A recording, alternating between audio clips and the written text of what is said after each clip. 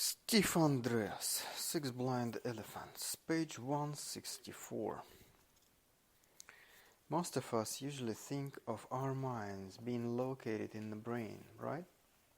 And then there is the rest of the body that is separate from the mind. So the mind is smaller than the body. Now try dissolving that boundary, however you represent it. And think of your mind flowing out and extending through your whole body, into every cell, right out to your fingertips, and your toes, and everything in between. So that your mind becomes exactly as large as your body. As you do this, notice how that feels, and whether there might be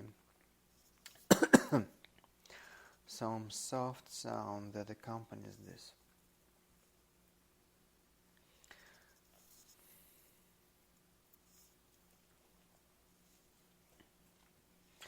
That's a really nice feeling, isn't it? Mind and body are just different aspects of your whole functioning organism. And I'm sure you have all heard those words before. But what makes it really impact your experience is to see, feel, and hear your mind extending throughout your whole body. That's a way to actually put your mind, body, thinking back together and reunite them. Most of us also think of the heart as occupying only a small part of the body.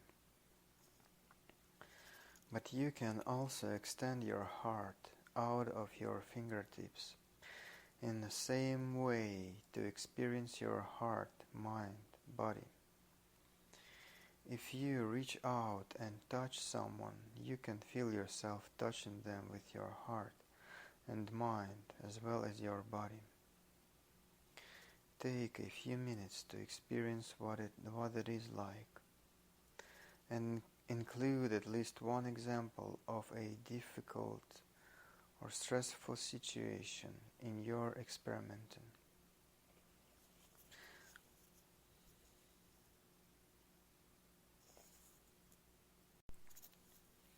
While the most of us usually think of the mind as being smaller than the body, your mind is actually much larger. Your mind can include stars that are 13 billion light years distant, and it can be interesting to try extending your heart, mind, body identification far beyond your skin. We all do this to some extent, depending on what other people or things we include inside the boundaries of our identity. But what if your heart, mind, body included everything that you experience, so that all that is felt as being inside you and part of you? Imagine that your heart, mind, body is so large that the most distant stars are within your fingertips. Take a couple of minutes to experience what that is like. This is the kind of experience that many mystics report, and I think it has real basis, because everything you experience does take place in your heart, mind, body, even when you think of it as occurring outside you. Let's follow Einstein and try a little mind experiment. Imagine that an evil neurologist from the dark side of the force crept into your room last night while you were sleeping, anesthetized you, removed your brain and put it into a nutrient solution and hooked up very sophisticated electrodes to all your sensory nerves, and then fed in all the detailed electrical inputs that exactly duplicated the experience of waking up and doing all the things you did today, how would you know the difference? I assume that many of you have seen the movie The Matrix, which is based on this realization that all our experiences actually take place within our brains, even when we think of them as external. There are even mathematicians who claim to have proved that any brain with sufficient complexity is unable to distinguish whether there is an outside or not. Our brains only get electrical signals from our senses, which we interpret to create our experience of external reality. This process usually works quite well, and presumably there is an external reality outside of ourselves. We see a glass of milk on the table, and when we reach out to grasp it, we feel it. And if we lift it to our lips and drink, we are not surprised to find that it tastes like milk and nourishes us. So although we all have experiences that we describe as other or outside of us, or external reality, all of that actually happens inside our brains and is a part of us, despite the separation that we usually assume. So in one sense, we are each isolated universes unto ourselves. So in one sense, we are each isolated universes unto ourselves, but in another we are all one. And this is not an either-or choice, but a both-and. As many mystics have said, you are already one with the world. It's just a matter of realizing it. You all exist inside my brain, and I exist in yours. We are all part of me, and I am part of you. We are all connected together. As a friend of mine said once, the human being has many bodies. That's a very different way of thinking. One that provides a very different and more unified perspective, and one that you might consider exploring to find out where and when it could serve you. I have no idea whether it's true or not, but if taken, that perspective could be a useful choice for you. Why not try it to find out? Summary. We can change scope by making it larger, smaller, overlapping, or different. And we can do this in the time, space, or both. Change in scope usually changes both the amount and kind of information that is attended to. This in turn will often elicit different criteria and change the way someone categorizes and responds to an experience. Change in scope is a pure process intervention that can be used with any content.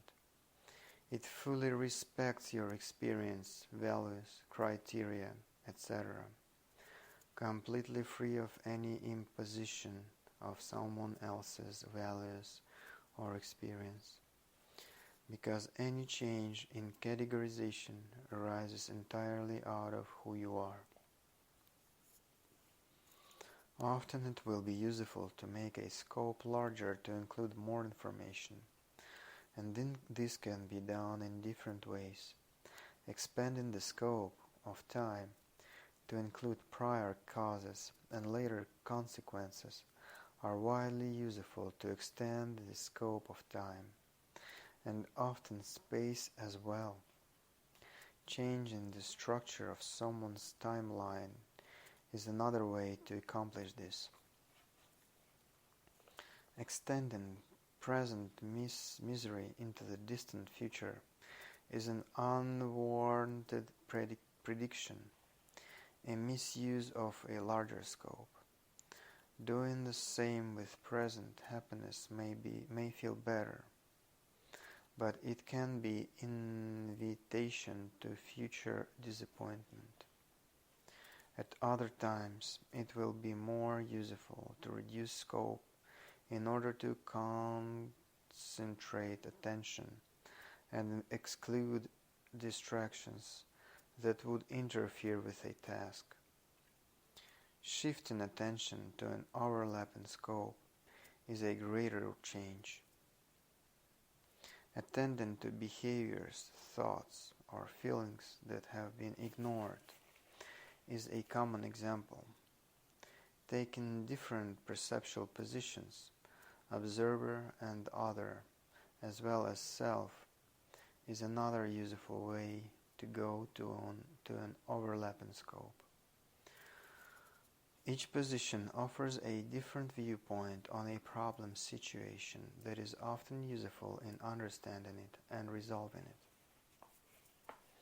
A scope that is totally or almost totally different is an even greater change in someone's experience. Abandoning all the previous scope and replacing it with a new one. Metaphor or narrative therapies externalization are additional ways of taking an observer position in order to gather information and solve problems from this different perspective. When self-other comparisons cause trouble, they can be replaced by other-other or self-self comparisons, and ultimately dropped altogether.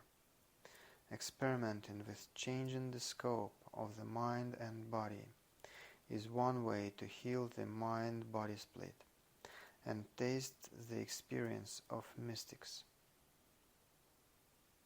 Next, we will explore how category influences scope, which is somewhat less obvious than the impact of scope on category. Old age isn't so bad when you consider the alternative. Maurice Chevalier.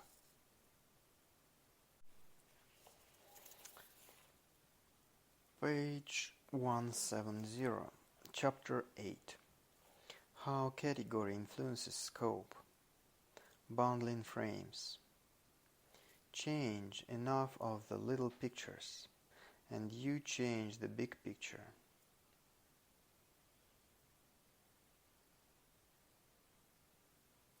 Change enough of the little pictures, and you change the big picture. I see. Ashlyn Brilliant. In the previous chapter, we explored how changing scope can result in changing how we categorize an experience. Categorization also changes the scope of experience in three distinct ways, and these are much less obvious. Although I have to discuss each one separately, these processes all occur simultaneously. First, observed categorical scope. When we categorize an event that specifies the general scope of what we are attending to, categorization divides our sensory-based experience into themes and processes, foreground and background, dishes and food, etc. Without changing my gaze or focus, I may see a landscape, a forest, trees, or leaves, and these different categories will determine how I divide up what I observe into different general scopes. Lack of rights. we experience many things through sight and touch as having distinct boundaries, and when things have no distinct boundaries, we often project boundaries upon them. When a small child looks at a flower, she or he will see it as a whole against its background. When a botanist looks at the same flower, she or he can choose to see it whole as a small child does.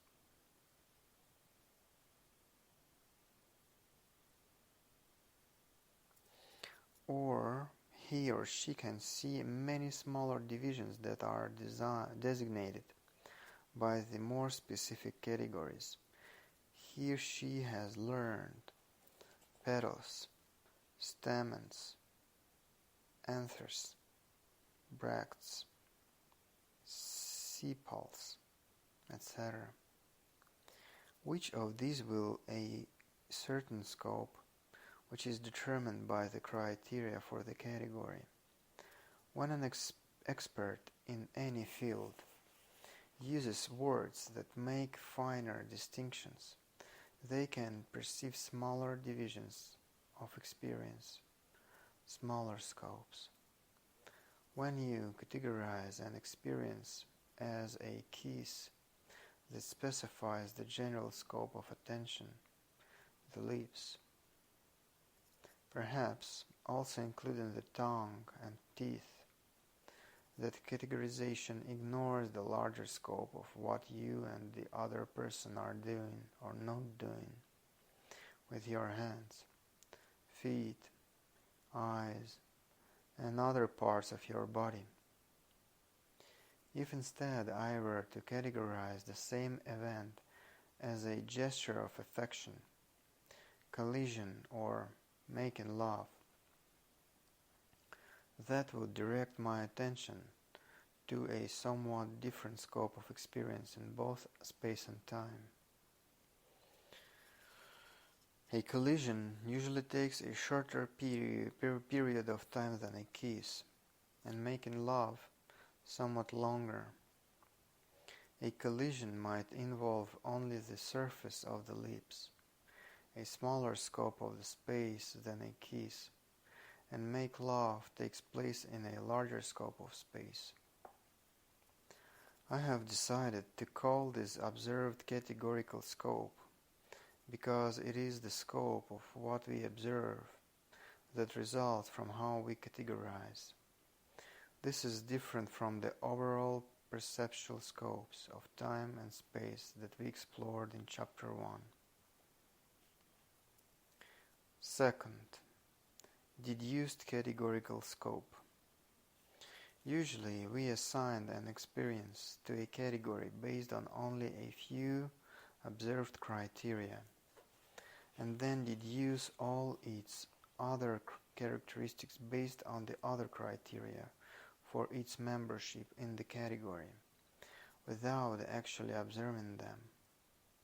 For instance, I hear some small noises in the night, and then a meow, categorize it as a cat, and get an image of a cat, even though I haven't seen any part of it. This is very fast and efficient, and ordinarily it works fine. When I shine a flashlight in the direction of the meow, I usually see a cat, though occasionally I might discover someone with a tape recording of a cat, or a burglar imitating a cat in the hope that I will relax and go back to sleep. When I assign an experience to the category cat, I deduce or assume that it meets all the other criteria for the category: fur, claws, teeth, etc., without bothering to examine it in detail. When we do this, we are adding information to what we actually perceive. This makes the scope larger and enriches our experience. I call this deduced categorical scope to distinguish it from observed categorical scope, because it is imagined rather than observed. An untrained person can look at a rock and see its shape, color, and the texture of its surface, and feel its weight, and little more. A geologist can see the same rock and know much more about it, its approximate age and chemical makeup, its origins, how it has weathered, etc. This knowledge is an extension of what he or she actually observes, based on how he or she categorizes the rock. For instance, I have a small rock in my office, which many people would not even notice if they saw it on a hike. It is a dull, dark gray with some bending and with a few chunks broken off. However, it is actually very interesting. The layers are fairly regular, indicating that it is a piece of petrified or agatized wood, made mostly of silcia, roughly 200 million years old. Its surface also has a unique shiny surface, somewhat like a rock that has been tumbled and polished, showing that it was swallowed by a dinosaur approximately 150 million years ago. Like chickens and many other birds, some dinosaurs had gizzards, muscular stomachs that used stones to grind their food. This stone was smoothed by spending some time in a dinosaur's gizzard, becoming what paleontologists call a gastrolith or stomach stone. However, the story this rock has to tell doesn't end there. One edge of it has been fractured in a very distinctive way, showing a bulb of percussion that reveals that sometime in the last few thousand years, a Native American hammered it with another rock to see if he could make it into an arrowhead or other tool. Then he must have decided that it did not fracture well for making an arrowhead, so he discarded it. If you review what you experienced while reading the previous two paragraphs, there were so many scopes in addition to the rock itself: wood, petrification, dinosaurs, the stone being polished in a dinosaur's gizzard, a Native American hitting the rock with another and then throwing it away. All these are deduced using our knowledge of events and what small clues indicate. Whether we categorize and experience, our knowledge enriches our experience, making the scope much larger and more detailed than what we actually perceive. Categorizing an experience using only one or a few criteria is easy, fast, and usually adequate. But it is also another opportunity to think of our experience as if it were reality. Categorizing an experience using only one of a few criteria is easy, fast, and usually adequate. But it is also another opportunity to think of our experience as if it were reality, when in fact a great deal of it is a highly embellished extrapolation based on a relatively small amount of actual perception. Although this is a very useful process, we often miscategorize experience when we have very little sensory-based experience, especially when what we observe is ambiguous. For instance, we often infer someone else's internal state and often forecast their future behavior from a subtle facial expression. We see a fleeting change on someone else's face and categorize it as an expression of disdain, confusion, or pleasure in response to what just occurred. This might be a very accurate categorization that the person would agree with, or it might be very misleading and need to be explored and corrected. Perhaps that person just had a twinge of indigestion, or something they heard or saw reminded them of a past experience that had little to do with the present events that I am observing. What is the meaning of silence?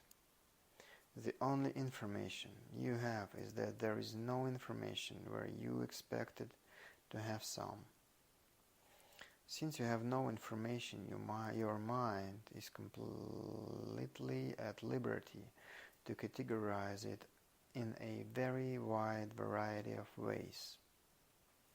Often this uncertainty elicits people's worst fears and a desperate and anxious need to find out what the meaning of the silence is. Unfortunately, the result is often a statement or question accusing the silent person of something unpleasant. Did you hear what I said? Don't you care about what I'm saying? Or you're ignoring me. When you are puzzled about someone's silence, that is a good time to pause and then say in a neutral tone, expressing only curiosity, I'd like to know if you heard what I just said, because I didn't hear your reply. That way you can find out from them what the meaning is rather than try to figure it out yourself. Sometimes miscategorization results from simple ignorance. A woman who was a schoolgirl in the 1930s was waiting for the bus one morning. When she began her first menstrual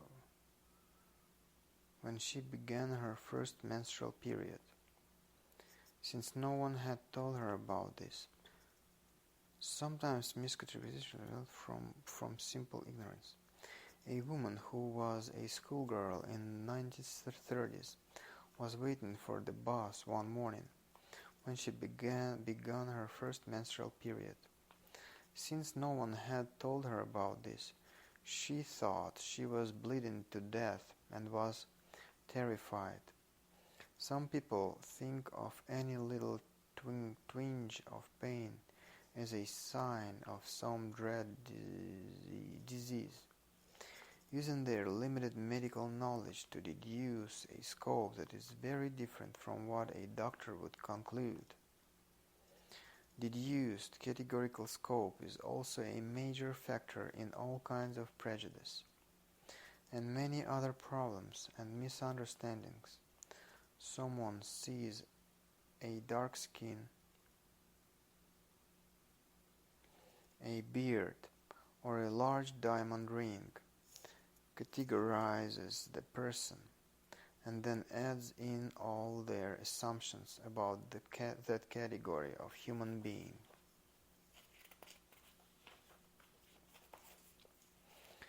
In making political decisions, people often use only one or two criteria in evaluating candidates for office, what is often called a litmus test. If a candidate is for or against one or two issues, such as abortion or gun control, the voter will often look no farther into the candidate's positions on the other issues, even though those other issues may have much more direct impact on their life than the litmus issues. Unfortunately, most political dialogue does not rise above this process and fails to discuss proposals for legislation on their merit as a scientist might. When someone makes a deduction that is unwarranted, it can be useful to have a way to point out the oversimplification. Let's start with a couple of examples and then explore their structure. Years ago, conservative TV talk show host Joe Pune, who had a wooden leg, had Frank Zappa, a long-haired rock musician, as a guest. Pune began by saying, "So I guess your long hair makes you a woman?" Without missing a beat, Frank replied, "So I guess your wooden leg makes you a table." And Joe Pune looked stunned. A young woman once said to me, "NLP is a crock." I was particularly curious about her statement, because she worked for an NLP training center. When I asked her why she thought NLP was a crock, she replied, "Because I can't use it on myself." When I said, "Yeah, I guess brain surgery is a crock too," she threw up her hands and said, "Oh." One way to describe the pattern that is common to these two examples is that both the original statement and the response are inappropriate applications of deduced categorical scope. First, the initial statement categorized something inappropriately on the basis of a single criterion, and then deduced a conclusion based on that categorization. The responder found another example of a similar categorization that was obviously false. And third, the responder matched the initial statement by stating the new example in this exact same linguistic form. This created a parallel between the two statements, putting both statements into the same category. To appreciate the power of this conversational pattern, compare it to the kind of response most people might make in the two situations described above. "No, I'm not a woman, I just like long hair." Or, "Some women have short hair." "Some people use NLP with themselves." Or, "Even if you can't use it